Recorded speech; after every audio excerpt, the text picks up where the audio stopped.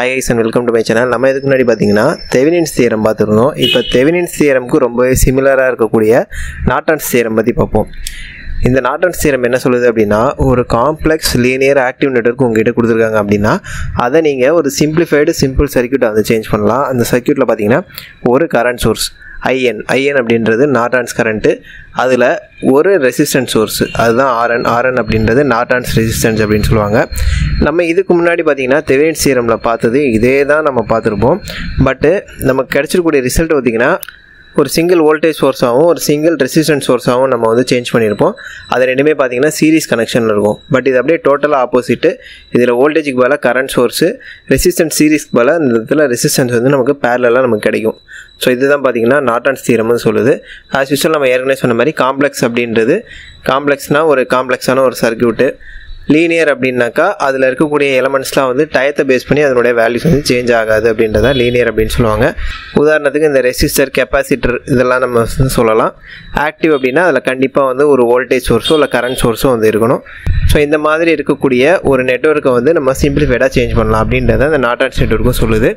இந்த Norton's theorem படி நம்ம ஒரு ப்ராப்ளம் ஒன்று சால்வ் பண்ணலாம். இதில் வந்து பார்த்திங்கனாக்கா using Norton's theorem find the current through 6 ohm resistor அப்படின்னு கொடுத்துருக்காங்க. ஸோ 6 ohm ரெசிஸ்டர் பார்த்திங்கன்னா இந்த இடத்துல இருக்குது. ஸோ இந்த 6 ohm ரெசிஸ்டரில் எவ்வளோ கரண்ட் வந்து ஃப்ளோ ஆகுது அப்படின்றத நார்டன்ஸ் தியரம் யூஸ் பண்ணி நம்ம வந்து கண்டுபிடிக்க சொல்லியிருக்கிறாங்க. இதில் நம்ம ஃபஸ்ட்டு கண்டுபிடிக்க வேண்டியது RN அப்படின்றது நார்டன்ஸ் ரெசிஸ்டன்ஸு.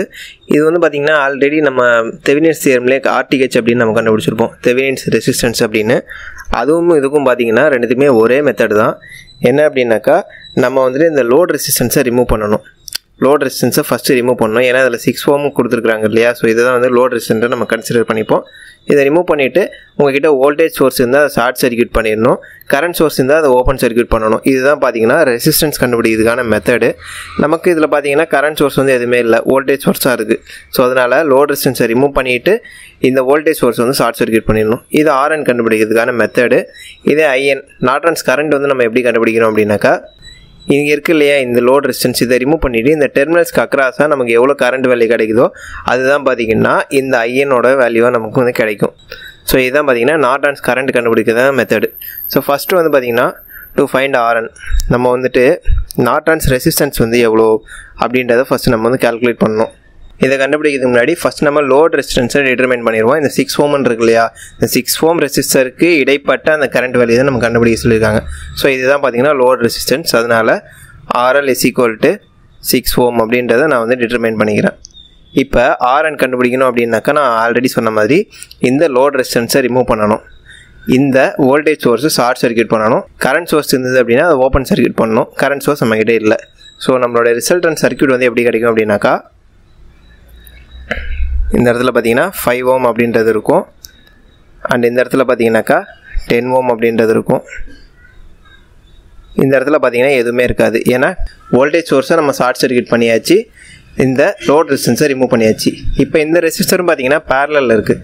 ஸோ பேரலில் இருந்தது அப்படின்னாக்கா நமக்கான வேல்யூ எப்படி அமையும் அப்படின்னாக்கா RN = R1 R2 / R1 + R2 அப்படின்றது நமக்கு கிடைக்கும். ஸோ R1ன்றது 5 × 10 / 5 + 10 அப்படின்றது கிடைக்கும். ஸோ 50 / 15. ஸோ தேர்ஃபோர் RN-உடைய வேல்யூ என்னவாக இருக்கும் அப்படின்னாக்கா இதை நீங்கள் சிம்பிளிஃபை பண்ணி பார்த்தீங்க அப்படின்னாக்கா 3.33 ohm அப்படின்றது நமக்கு கிடைக்கும். இப்போ நம்ம ஃபஸ்ட்டு பேராமீட்டர் இந்த RN-உடைய வேல்யூ வந்து நம்ம கண்டுபிடிச்சாச்சு. நெக்ஸ்ட்டு வந்து பார்த்தீங்கன்னாக்கா IN அதாவது நார்டன்ஸ் கரண்ட் வந்து எவ்வளோ அப்படின்றத நம்ம கால்குலேட் பண்ணணும். இப்போ இந்த IN அதாவது நார்டன்ஸ் கரண்ட் வந்து கண்டுபிடிக்கணும் அப்படின்னாக்கா இந்த இடத்துல இருக்கக்கூடிய லோட் ரெசிஸ்டன்ஸ் வந்து நம்ம ரிமூவ் பண்ணிடணும். ரிமூவ் பண்ணிவிட்டு இந்த ரெண்டுத்தையும் பார்த்திங்கன்னா நம்ம ஷார்ட் சர்க்யூட் வந்து பண்ணிடணும். இப்படி ஷார்ட் சர்க்யூட் பண்ணிங்கன்னா தான் இந்த இடத்துல கரண்ட் ஃப்ளோ வந்து இருக்கும். இதே நீங்கள் ஓப்பன் சர்க்யூட்டாக விட்டுட்டீங்க அப்படின்னா அந்த இடத்துல வோல்டேஜ் தான் இருக்கும். பட் ஷார்ட் சர்க்யூட் பண்ணிங்க அப்படின்னா தான் நமக்கு வந்து அந்த இடத்துல கரண்ட் ஃப்ளோ வந்து இருக்கும். ஸோ இந்த மாதிரி வந்து நம்ம சர்க்யூட் வந்து சேஞ்ச் ஆயிரும். இதுக்கப்புறம் பார்த்திங்கன்னா நம்மக்கிட்ட ஓம்ஸ் லா வந்து இருக்குது, I = V/R அப்படின்ட்டு. இந்த இடத்துல பார்த்திங்கன்னா நமக்கு வோல்டேஜ் சோர்ஸும் இருக்குது, ரெசிஸ்டன்ஸ்க்கான சோர்ஸும் இருக்குது. ஸோ இதை வச்சு நம்ம கரண்ட்னுடைய வேல்யூ கண்டுபிடிச்சிக்கலாம். பட் இந்த இடத்துல நீங்கள் நல்லா கவனிச்சிங்க அப்படின்னாக்கா இந்த சர்க்யூட் வந்து பார்த்திங்கன்னா ஷார்ட் சர்க்யூட் வந்து பண்ணியிருக்கோம். ஸோ ஷார்ட் சர்க்யூட் வந்து பண்ணியிருந்தோம் அப்படின்னாக்கா இந்த இடத்துல ரெசிஸ்டன்ஸினுடைய வேல்யூ வந்து ரொம்ப ரொம்ப கம்மியாக இருக்கும். ஸோ அப்படி கம்மியாக இருந்துச்சு அப்படின்றதுனால இந்த 10 ஓம் ரெசிஸ்டன்ஸ் வழியாட்டி நமக்கு கரண்ட் ஃப்ளோ வந்து இருக்காது. ஏன் அப்படின்னா கரண்ட் எப்போவுமே வந்து லீஸ்ட் ரெசிஸ்டன்ஸ் உள்ள பாத்தில் தான் வந்து ட்ராவல் ஆகும். ஸோ அதனால் பார்த்தீங்கன்னா இந்த 5 ஓம் ரெசிஸ்டருக்கு தான் இந்த கரண்ட் ஃப்ளோ வந்து அதனால் இந்த 5 ஓம் ரெசிஸ்டரை நோக்கி தான் இந்த கரண்ட் ஃப்ளோ வந்து இருக்கும். இந்த 10 ஓம் ரெசிஸ்டருக்கு பார்த்தீங்கன்னா எந்த விதமான கரண்ட்டும் வந்து ஃப்ளோ ஆகாது. ஸோ அதனால் நம்ம லீவ் பண்ணிடலாம். லீவ் பண்ணிவிட்டு IN இஸ் ஈக்குவல் டு நமக்கான வோல்டேஜ் வந்து பார்த்தீங்கன்னாக்கா 20 வோல்ட்டு, ரெசிஸ்டன்ஸ் வந்து பார்த்தீங்கன்னா 5ன்றது இருக்குது. So 20/5 is equal to 4 amps அப்படின்றது நமக்கு கிடச்சிரும். ஸோ நம்ம இப்போ என்னென்னலாம் கண்டுபிடிச்சிருக்கிறோம் அப்படின்னாக்கா RN அதாவது நார்டன்ஸ் ரெசிஸ்டன்ஸ் வந்து பார்த்தீங்கன்னாக்கா 3.33 ஓம் அப்படின்றது கண்டுபிடிச்சிருக்கோம்.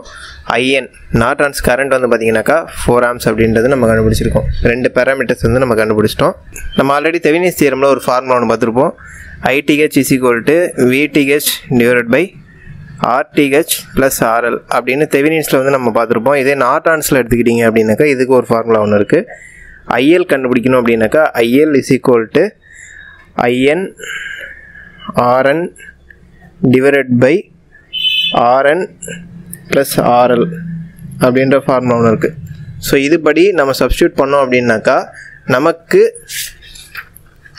இந்த 6 ஓம் ரெசிஸ்டர் தான் நமக்கான லோட் ரெசிஸ்டன்ஸ் இல்லையா. ஸோ இதுக்கு அக்ராஸான கரண்ட் வந்து எவ்வளோ, அதாவது லோடு கரண்ட் வந்து எவ்வளோ அப்படின்றத நம்ம கால்குலேட் பண்ணலாம். So therefore IL is equal to INன்றது பார்த்தீங்கன்னா 4 ஆம்ஸு இன்ட்டு RN பார்த்தீங்கன்னா நம்ம ஆல்ரெடி கண்டுபிடிச்சிட்டோம் 3.33 அப்படின்றது. ஸோ இதை நம்ம எழுதிக்கிறோம் டிவைடட் பை RN பார்த்தீங்கன்னா ஆல்ரெடி 3.33 ப்ளஸ் RLன்றது லோட் ரெசிஸ்டன்ஸ். இது ஆல்ரெடி நம்ம 6 ஓம் அப்படின்றது கொஸ்டின்லேயே வந்து நமக்கு கொடுத்துருந்தாங்க. ஸோ 6 அப்படின்றத நம்ம சப்ஸ்டியூட் பண்ணிக்கிறோம். ஸோ இதுபடி நம்ம வந்து சிம்பிளிஃபை பண்ணோம் அப்படின்னாக்கா therefore IL is equal to 1.427 amps அப்படின்றது நமக்கு வந்து கிடைக்கும். ஸோ இதுதான் பார்த்தீங்கன்னா ஃபைனலாக நமக்கு கிடச்சிருக்கக்கூடிய லோடு கரண்ட்டு. இதுதான் பார்த்தீங்கன்னா நார்டன்ஸ் தியரம். அண்ட் இது வீடியோ உங்களுக்கு பிடிச்சது லைக் பண்ணுங்கள், இன்ஃபர்மேட்டிவ் பண்ணுங்கள், உங்கள் ஃப்ரெண்ட்ஸ்கிட்ட ஷேர் பண்ணுங்கள். இது மாதிரி வேறு ஏதாவது வீடியோஸ் நான் பேசணும் அப்படின்னா மறக்காமல் கீழே கமெண்ட் பண்ணுங்கள்.